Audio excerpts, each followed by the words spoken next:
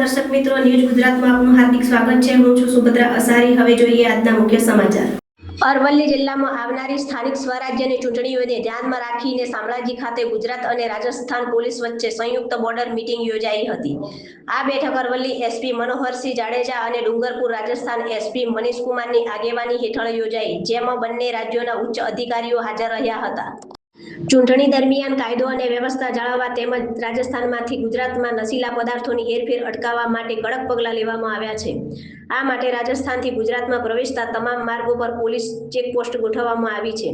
ખાસ કરીને શામળાજી, અણખોલ ચેકપોસ્ટ, બોબી માતા નજીક જગાબોર, રામેડા, ઉંડવા, ઈસરી અને ભિલોડા તાલુકા ટોરડા સહિતના સ્થળોએ ચુસ્ત બંદોબસ્ત કરવામાં આવ્યો છે। રાજસ્થાન તરફથી પણ હાઈવે પર સઘન પોલીસ પેટ્રોલિંગ અને ચેકિંગ વ્યવસ્થા ગોઠવવામાં આવી છે। બંને રાજ્યોના પોલીસ તંત્ર વચ્ચે સુમેળ જળવાઈ રહે અને કોઈ અનિચ્છનીય ઘટના ન બને તે માટે વિસ્તૃત ચર્ચા કરવામાં આવી। આ બેઠકમાં અરવલ્લી જિલ્લાના DYSP JD Vaghela, RD Dabhi, LCB PI MH Zala, LIB PI NA Chaudhary, Shamlaji PI SS Mal, police inspector Gohil Chaudhary તેમજ અન્ય ઉચ્ચ પોલીસ અધિકારીઓ ઉપસ્થિત રહ્યા હતા। રિપોર્ટર સંજય ગાંધી, શામળાજી।